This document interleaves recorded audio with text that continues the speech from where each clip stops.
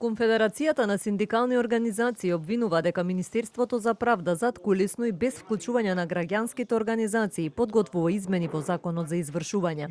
Од КСОМ тврдат дека уште во февруари била формирана група за подготовка на законските измени, во која учествувале банкарски организации, комора на извршители и адвокати, но не и граѓански организации. Тврдам дека се имаат скарано на еден таков состанок меѓу себе нотари, адвокати, извршители, кој повеќе да заграби од она што го прават во згрбот на граѓаните. Ние тоа нема да го дозволиме, ве праќаме јасна порака, бараме поthitno средба, доколку не ќе мора да најверојатно да се прават протести пред Министерството за правда.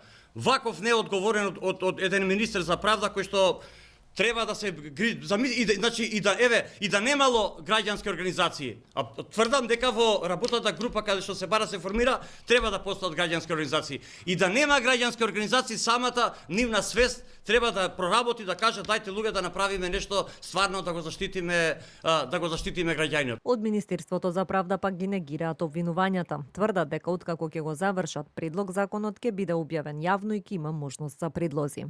Апсолутно се неосновани тврдењата дека предлог законот за извршување се носи зад затворени врати. Сите закони во Министерството за правда се подготвуваат низ јавен и транспарентен процес со навремено информирање за нивниот статус.